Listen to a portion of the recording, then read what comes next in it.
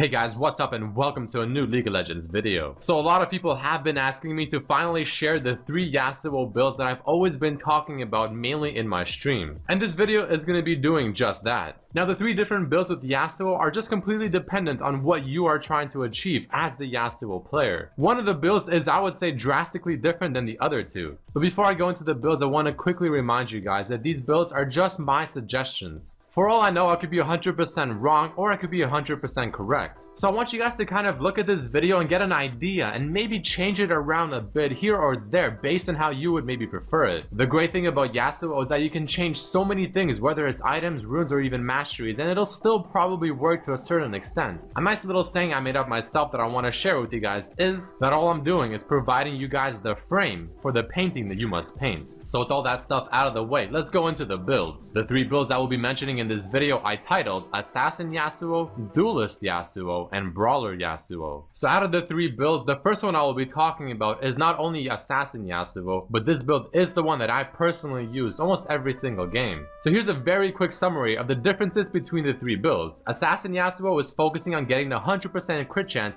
and just going for the raw damage, while being somewhat squishy. Duelist Yasuo is kind of self-explanatory. You're going for the 1v1 scenario and you're going to be building around that as well, while easily being able to stick to a target. Brawler Yasuo is more on the tanky side but still dealing pretty decent damage. So let's get into Assassin Yasuo and start things off with the mastery page because it stays the same for me for all 3 builds. The only change might be removing the point from Frenzy. But where things get really crazy is the rune page. You might want to have a pen and paper beside you because this rune page is very specific. Taking a look at the right hand column, you can see I have 10% crit chance and exactly that. This is because with Yasuo's passive I'll have 20% crit chance at level 1, and with Static Shiv and IE, that gives me the other 80%, thus giving me a total of 100% crit chance. So here's exactly how I have the runes laid out. I'm not gonna actually say every single rune, but you see the list on the left side of your screen right now, so I recommend maybe pausing the video or something of the sort. But this is the rune page that I use for Assassin Yasuo, again, to get the 100% crit chance. But feel free to change it up as you wish. Following this, let's go into the items. This really shouldn't be anything out of the ordinary, especially if you play Yasuo quite a bit. So you can start either a longsword in 3 pots or a Doran's Blade in 1 pot. I personally recommend at the moment the Doran's Blade. You want to get the Static Shiv as soon as possible and then rush the IE right after, and then get the Berserker Boots because again this build doesn't have a lot of built-in attack speed, not from the runes, not from the items.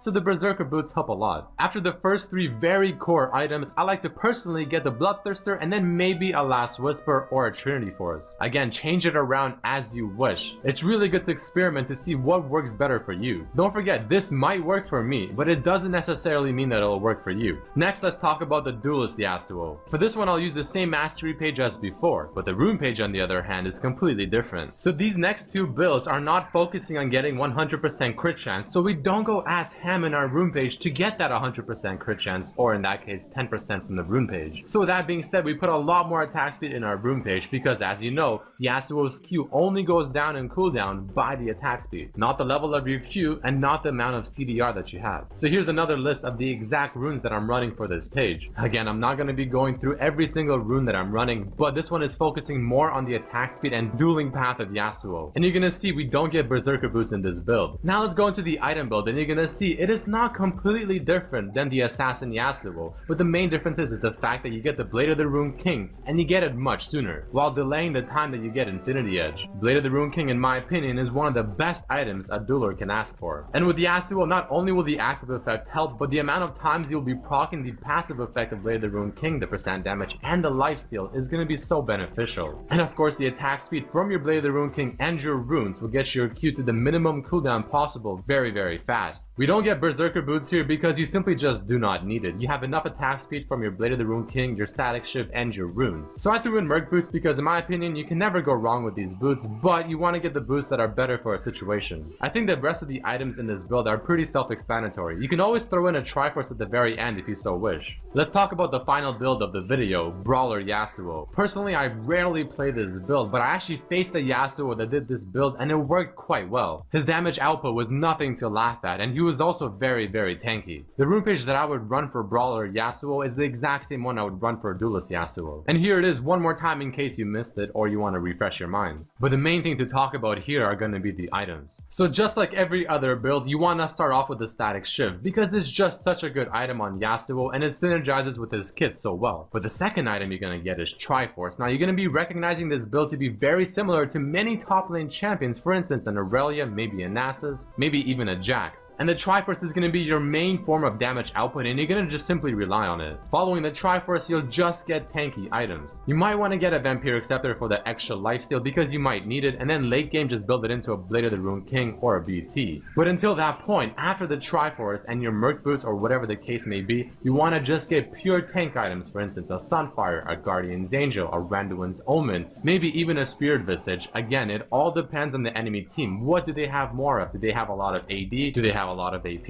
Maybe they have a lot of mixed damage. You have to itemize based on the enemy team when you're talking about defensive stats. But I really recommend playing around with this build. For instance, maybe you want to throw in a bit more lifesteal in your rune page so that you can skip the Vampiric Scepter altogether. Play around with it and maybe find out the one that works for you. But that is it for this video, guys. I hope you have enjoyed it and learned something new. If you did, definitely throw in a like, share it with your friends, and also don't forget to check out the King Win giveaway. Once again, a link will be in the description.